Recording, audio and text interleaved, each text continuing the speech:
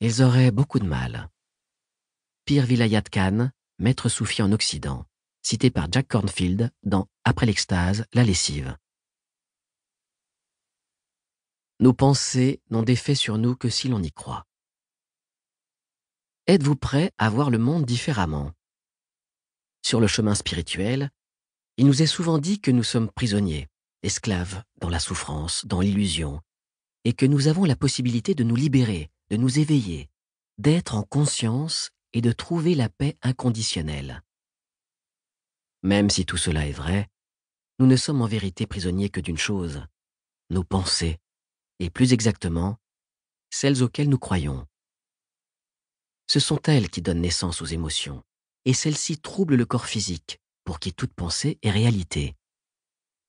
Cette affirmation peut choquer ceux qui estiment que penser est le propre de l'homme et synonyme de créativité, de libre arbitre, d'indépendance, de progrès.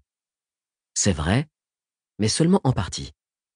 Il faut distinguer deux types de pensée.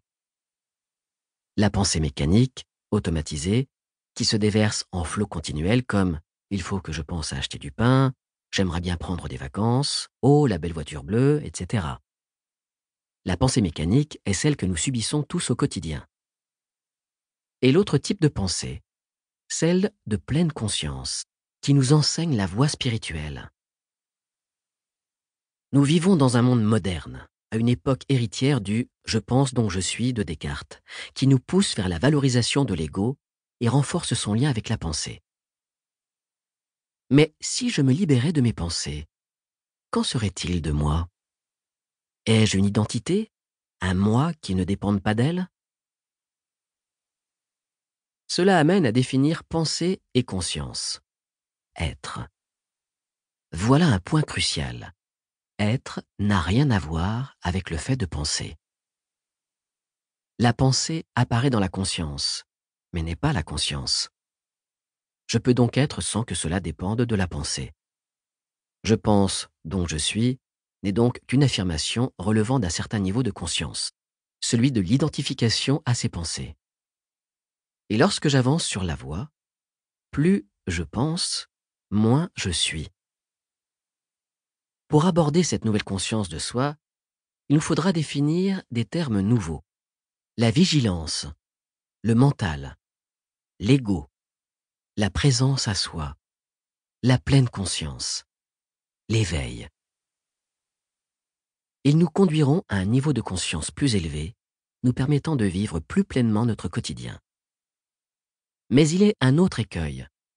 Croire que, pour nous éveiller, il faille supprimer ou rejeter les pensées, et d'abord celles qui sont source de souffrance. Or, il ne s'agit pas de les éliminer, mais d'en être libre. Tout est là. Il ne s'agit pas d'être sans pensée, mais libre des pensées. Si nous devons nous libérer, cela veut-il dire que nous sommes prisonniers? Oui, nous sommes prisonniers de nos pensées. Si je vous demande « Pouvez-vous arrêter de penser ?» que me répondez-vous? Cela veut-il dire que nous devions les supprimer? Précisément non, car pour ce faire, toute lutte est inutile. Tout effort de destruction crée une énergie qui suscitera en réaction une énergie inverse de force égale, car l'univers cherche l'équilibre en toute chose. C'est pourquoi nous n'allons pas chercher à contrer les pensées, mais à les accueillir, puis à les laisser repartir, sans nous y accrocher. Nous y reviendrons en détail plus loin. Ce mouvement favorise la créativité.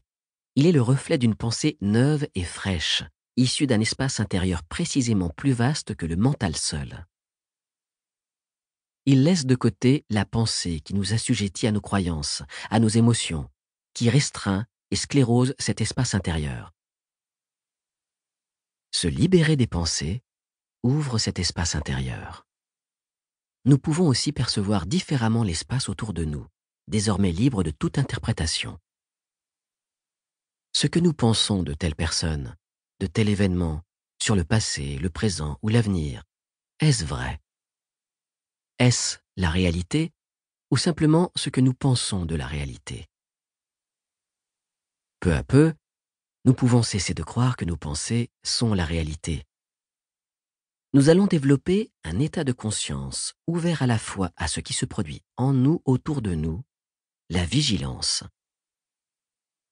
Grâce à elle, nous pourrons voir nos pensées, les questionner, puis les laisser partir.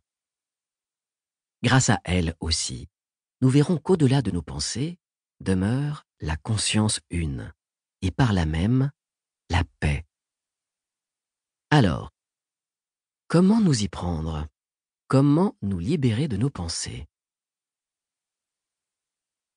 Le mental. Soyons clairs, être libre des pensées ne veut pas dire ne plus penser du tout. Penser n'est pas un problème en soi, c'est la croyance que nos pensées sont la réalité qui engendre la souffrance. En vérité, nous adhérons quasiment à toutes nos pensées. C'est ce qu'on appelle communément le mental dans le vocabulaire de la spiritualité.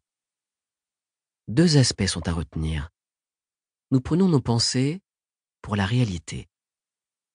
Elles envahissent tout notre champ de conscience, précisément parce que nous y croyons. Le mental nous fait prendre toutes nos pensées pour le réel. Nous y sommes tellement attachés que nous ne voyons plus qu'elles. Si nous les suivons à longueur de journée, leur flux incessant nous hypnotise. Il charrie nos inquiétudes sur l'avenir, nos regrets sur le passé, notre refus du réel ici et maintenant.